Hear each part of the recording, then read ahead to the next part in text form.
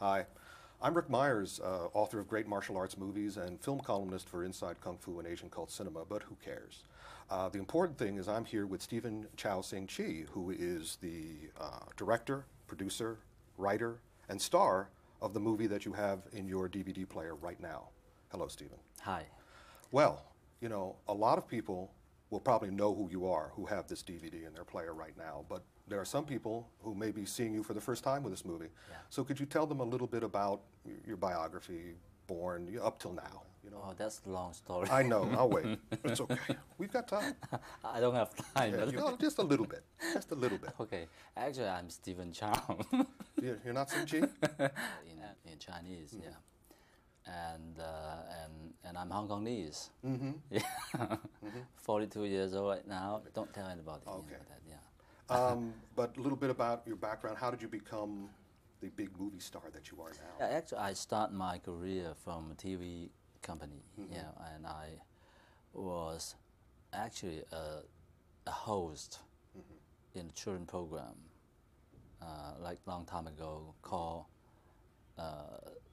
430 Space Shuttle, yeah, for 5 or 6 years, and then started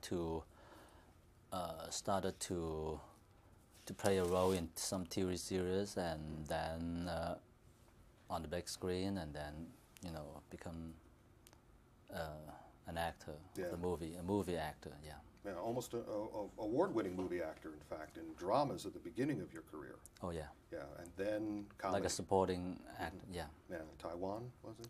Yeah, Taiwan, yeah. Taiwan. Taiwan Film Award. Again, for people who don't know, you've done more than 30 movies. The movie they have in their DVD player now is the highest grossing movie in Hong Kong history, Kung Fu Hustle. Yes. And let's talk about that, because Kung Fu Hustle is an homage to great martial art Kung Fu movies. Homage, it's honor, you know. Oh, okay, yeah, Yes. homage. For anybody who's watching, he has an interpreter off Okay. screen. Also for me occasionally. My English is very bad. So many people don't understand your inspirations for this movie or illusions because we didn't get a lot of the movies that you saw as a kid here in America. So I want to talk about the movie and explain certain things because this is basically a big audio-visual commentary. Yeah. Now, the first thing, for anybody who's seen any of your previous films, Shaolin Soccer, King of Comedy, God of Cookery, this movie starts very violently. You know, You think so? I mean, it starts with the axe chopping off the fellow's leg and Right. the woman being shot in the back with a shotgun. Yeah. Why did you choose to do that this time?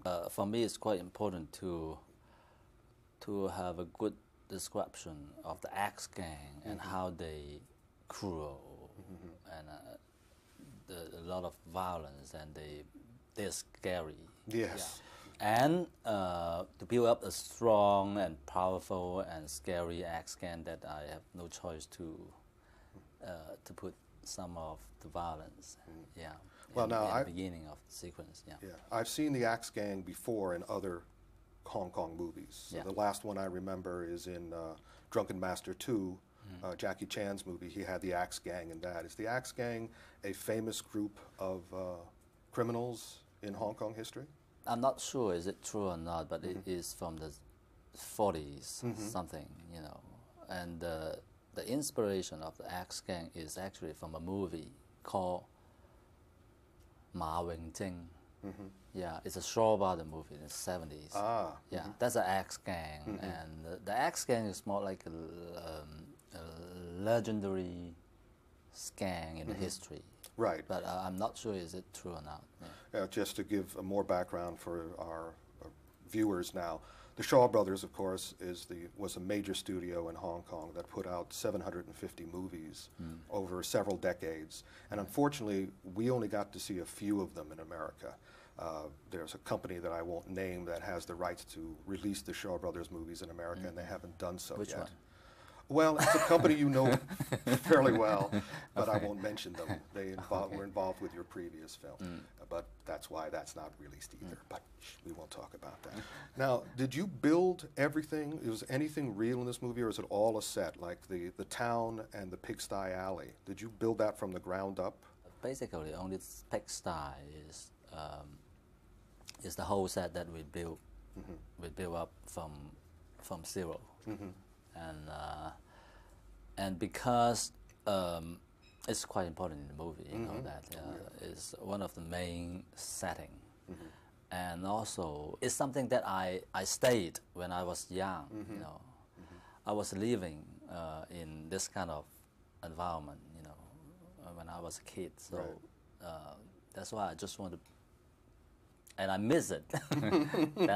That's why I want to build it up, you know, again. And you know. Where did you build your set? Did you build the Pigsty Alley in Hong Kong? Actually, it's the studio in Shanghai. In Shanghai. Yes. Excellent.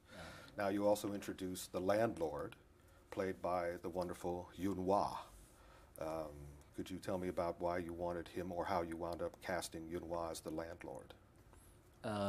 Yuen Wah is always my favorite actor, and you know, I think you see him in a lot of action kung fu movie in the past, and also in the Bruce Lee movie as well. And I think he did the double of Bruce Lee in Enter the Dragon. Yeah, that's what he always told me. The story and how he worked with Bruce Lee, and how strong is the great master. I mean Bruce Lee, and how they go for dinner, and sometimes they go for bowling, and it seems like they were so close at that time. So that's why I admire Yuen Wah very much. Yeah, me too. And yeah. He's very famous for martial art fans here in America for two roles he played in Sammo Hung's Eastern Condors, where he was the Vietnamese villain, and Dragons Forever with Jackie, Yuen Biao, and Sammo, where he again played an amazing villain. And he's playing a hero in your movie. Yeah. Normally he plays villains. Yeah. Is there a reason that you wanted him to play a hero? Yeah, a hero, but who doesn't look like a hero. Yeah, exactly. And I think he has that kind of image that always beaten by his wife. Yeah. Well, and also his wife is played by Yun Kwe. His wife, landlady. The Yun Chao. Yeah. Yun Chao. See, my pronunciation is terrible, so you same, you know. Slap me. Yeah. Bam. Why did you want her? Because she hasn't been in movies for a long time. Yeah. Actually, Yun Chao, I met her occasionally in my office. She came with her friend to my office for the casting, and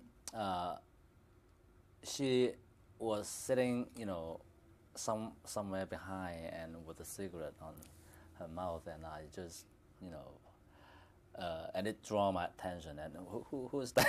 Who's that woman with a cigarette? And that's the image that really interesting for me, because it's matched the image in my mind for the landlady, and so that's why I approached her, and then I know her background. Actually, she was in the business like long time ago, and then that's why I invite her if she is willing to come back. And you know, she said yes.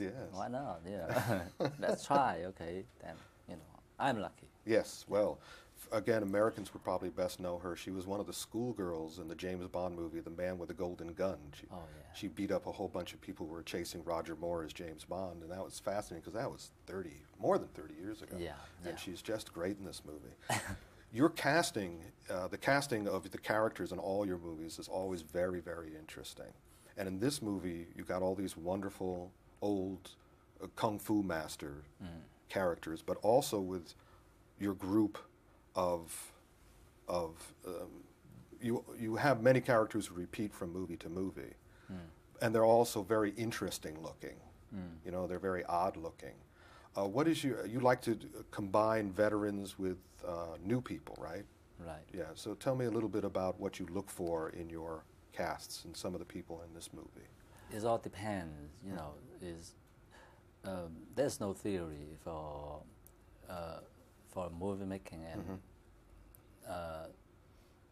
and also casting. You know, the casting means to me is you just try to find someone who's suitable to play the role in the movie. That's it. But sometimes you already have an idea in your mind, like the image. Yeah, that's something that I'm looking for. But sometimes you didn't. You just try to find someone to inspire you. So example like the landlady. Yeah, I already have such image. Like the landlady has to be fat and with the what you curlers. Call it? The curlers in her hair. In her hair and maybe cigarette. That's a very good design, and yeah, something like that. But example for the beast in the movie, I don't know. Originally, idea in the script is not like that. It's like with dress up like a superhero and and actually like a robot. But until I met Leung Xiaolong again, and actually he came to my office with a wig. A wig, yeah. A wig, and then I asked him if he don't mind to take it off, and then he take it off, and that's the image. That's someone that I want. So This is again, we know him better as Bruce Liang, who's done a bunch of movies like My Kung Fu 12 Kicks, The Fist That Kicks and the Evils. Bruce Liang? Bruce Liang, that's who. Oh, the Beast, the American name. Yeah. I heard a rumor that originally you wanted Tan Tao Liang to play the Beast, the big kicker, Dilan Tam. Yeah, Tam Do Leung. Yeah, one of the options that maybe not exactly the Beast, but it could be one of the master in the movie. But unfortunately, he hurt himself at the end, so he was unable to be in the movie. But maybe next time. The music in this movie is wonderful. Is just beautiful, and I'm so happy that you didn't try to have rap music or hip hop music or something like that. I tried that all. You did? I have tried all that, all kind of different music before, but end up I decided that I better not use the Western type of thing, and then I would like to focus on the original. I mean, Oriental style, and actually the music, most of the music is like the Chinese orchestra, Chinese opera, and in the old day, but is been used very common in all that black and white movie, right, musical in the movies. 60s. Right. We call it Yu Chang Bin, in Cantonese. And but it has been a long time that nobody use it seriously, and I think it's such a good idea to. Yeah. I agree. To rearrange the whole thing, in a good quality, and then use it in a kung fu movie. Yeah, your composer was Raymond Wong. Yeah. And very, very impressive. Is there anything you want to or need to say about Raymond Wong and how you worked with him to create the music for the movie? He's good. Excellent. Excellent. Good excellent. job. That's all I can say. Yeah. Yes, and you're absolutely right. Now, the first thing you do in the movie, even before we see your face, is some kids are playing soccer. Right. And they kick the ball to you, and you stop it, and then you say, "No more soccer." Yeah. And just in case people don't know, why did you do that? There's no soccer in this movie, so that's why Yes. I just. Yes, I know that, but there was a lot of soccer in your previous movie, Yeah. which was the previous. Yeah. highest So this grossing time, movie. no more soccer, no ball at all. Yeah, but you wanted to let the audience know that, didn't you? Yeah. Yeah. It's like a joke. Yeah. And it was very effective. Now, you have a fairly realistic movie. You know, the kung fu is exaggerated, but suddenly there's a scene where the landlady chases you, and your legs start going very, very fast, and you have a lot of knives in your arm. Where did you see Warner Brothers cartoons when you were growing up? Is this? Actually, yes. The idea is from the Roadrunner, the cartoon, and first of all, it's a very interesting idea, and more important is it has never been done in live action. So that's why I really want to try. And but it's just an idea. But I have to advise all the animator, the CGI people, and if they agree with this idea and if they think it's going to be, it's going to work, or it is possible to make it in live action, then I'll just go for it. Yeah. That's it. Yeah. Okay. Well, the person who starts your character on the road to Kung Fu greatness is played by Yuen Wo-ping, the choreographer for the movie. Originally, I believe that Sammo Hung was going to be the choreographer of the film, and he does have a credit for doing additional Kung Fu choreography. Right. Could you tell us what Sammo did, and tell us a little bit about how you worked with Yuen Wo-ping? Sammo was responsible for the first fighting sequence when the three hidden master in the pigsty against the axe gang. That's such a big sequence that he and I think he did it very well. Yes. Yeah. I'm very impressed. After that, he just left, and because of some health problem, and then I give a call to Yuen Wo-ping, and he took the job. Yeah, he did a wonderful job.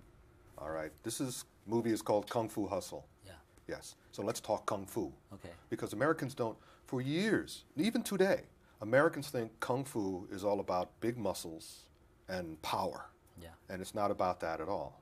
So you talk about Qi in this movie, inner power, and Kung Fu. Right. So tell us a little bit about your feelings, why you wanted to make this movie. Yeah, actually the reason is so simple. Just I just love it. Then I want to make something about it. Yeah, that's it. But a lot of Americans don't understand Kung Fu. How would you explain, somebody comes to you and says, okay, Bruce Lee can do a 1-inch punch and send someone across the room, so that must mean Bruce Lee is really full of muscles. Right. What do you tell somebody? How do you explain what Kung Fu is? I think it's a common sense for everybody. Yeah. For you? Chinese Kung Fu. But actually, for me, Kung Fu means something more, actually, is to me. Yeah. The spirit of Chinese Kung Fu is like you learn how to fight, then you don't have to. Yeah, that's the meaning. Right. Yeah, if you go a little bit deeper, and then you get this meaning, and also to forgive better than to kill. Right. Yeah, actually, when you learn Kung Fu, ultimately, is like you learn how to avoid this kind of violence. Yeah. Well, as a matter of fact, let's jump ahead a little bit, because you have an entire scene pretty much just about that. When Yuen Hua, the landlord, comes down to the two musician assassins and just avoids them, makes them hurt each other. And it's all about balance. Yeah. In fact, he ends the scene by spinning them around and creating the yin-yang sign on the ground, right. which is balance. Right. So tell us a little bit about Qi. Yeah. Because Americans, we know it in Star Wars as the Force. Yeah. But it's been around in the Chinese culture for thousands of years. Yeah. So could you? Well, what Yunhua did in Kung Fu Hustle is, well, we call it as a Tai Kun, Tai Chi. Tai Chi. Like, like yin yang, and the theory of Tai Chi is like the softest achieve the hardest. Well, you do an example when your character as a little boy gets the book. Yeah. And he makes the move, and he thinks he's moving the leaves of the tree. Yeah. When actually it's just the wind doing that. Yeah. Right. Very good. But that's him thinking that he's able to take his internal power, his chi, and direct it outward. Yeah. Which happens a lot in the movie. Right. Right. But this is not really something that Americans, I feel, are very knowledgeable about. Right. Right. But you've had dozens, hundreds of movies over many years talking about this. Yeah. So if you could, again, try to explain to someone who doesn't know anything about Kung Fu what that is, what Qi is. And if I explain to the Western people that Qi is just like a superpower, but it does exist in the world. That's what I heard. That's what you've heard. So you made a movie about it. And I would love to believe it, which is true. And but in my culture, this kind of thing, like the superpower, we call it Qi. For you, you call it Superman or Spider-Man or anything like that. But for me, it's like, Kung Fu, Chinese Kung Fu. Right. I can hurt you without touching you. That's because I use my Qi to hurt you. Well, there you go. And we also, well, let's talk about also the importance in Kung Fu. You've been taking Kung Fu for a while, right? You've been practicing and studying Kung Fu yourself? Yes. For how long have you been doing this? For, actually, what I did is more like a self-training, But I did go to the school to learn Kung Fu for 3 months. And because that's what I can afford for 3 months. Yeah. And the style that I learned was called the Wing Chun. Wing Chun, yeah. That's the Wing Chun style. That's the form. Okay. So, given Kung Fu, another thing that Americans aren't quite sure of is the hand positions that you showed. But you see a lot of this in Kung Fu movies and in your movie when people do this to each other. What does that mean? Oh, this is like a say hello and. It's a sign of respect, though, isn't it? Yeah, like a hi. Yeah. Is there a difference between this and this? Good morning. Good morning. Goodbye. Yeah. We do this. It's a greeting. Yeah. Also, you have very strong stances in the movie. You know stances, the certain positions you hit. Can you explain the importance of stances in Kung Fu? Yes. Here's the way that I stand. Okay. Yes. Like so. Yeah. Now, why is that important? That's a really traditional stance of Chinese Kung Fu, yeah. But, well... Does that help you channel the energy better? I don't know. But I just think it looks good. And we can't argue with that. There's movies for you. Okay. All right. Well, one of the big scenes that is really wonderful in the movie, but very confusing to some people here in the States, maybe, is when you have the two musicians, and they use what we call the lyre. What's the Chinese word for that instrument that they play? We call it a musical instrument. Thank you. Thank you so much. Yeah. Actually, okay, you can call it Chinese piano. Piano. But in Chinese, I think it's a guzhang or gukam. Well, they use it as a weapon. Yeah, they use it as a weapon. Very unusual. Yeah, my explanation of this kind of thing is also something related to qi, and then the qi will focus your energy and power, and then become that weapon to kill people. Yeah, that's the idea. But the idea of this musical instrument actually is from the very old Hong Kong Kung Fu novel. Now there's one thing in this movie that all Bruce Lee fans recognize and enjoy, but a lot of people didn't realize. And do you know what I'm referring to? No. Okay. In the car, the landlady in the car with the Axe Gang leaders, she does something in the back seat. She makes certain motions with her hands. Right. Tell them what that's from.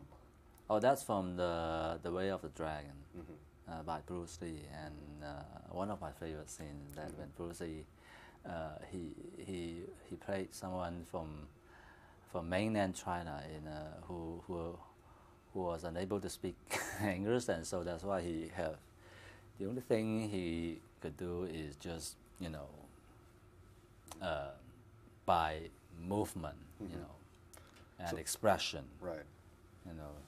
You, them, no, me, will kill you. Yeah, something like that. Yeah, something like that. Exactly like that. So, what? Oh yes. What does Donut say before he dies? He shouts out something in I think English. Yeah, I think so. But you too. I'm not quite sure. Do you know what he said? Because I couldn't make it out. I kept rewinding it and playing it over again. I guess that what he said is what are you preparing to do? Excellent. Now, the Beast is played by Bruce Liang, who we know in this film. We'll wait till you die. And he has a secret weapon, that little thing he has to stab people with. And when you twist it, it turns into a flower. Yeah. Like this. Is that flower significant? It's like it could be very violent, but at the same time it could be very beautiful, like a flower. Yeah. Right. Very nice. So where do you go from here? You've done this amazing movie, Kung Fu Hustle. What's next for Stephen Chow Sing Chi? Maybe Kung Fu Hustle sequel. Sequel? Maybe. Yeah. We'll see. We'll see what happens. Yeah. Is there anything you'd like to say to your fans while we have the chance? Well, I hope they'll like the film. Yeah. Well, it's too late. It's already on their DVD. We're playing it on their DVD player now. We're in their DVD. Like they already like the film? Yeah. Well, they've got it. They're watching it. Then I have nothing to say. Okay, great. Thank you. And I have nothing to say to you. 谢谢。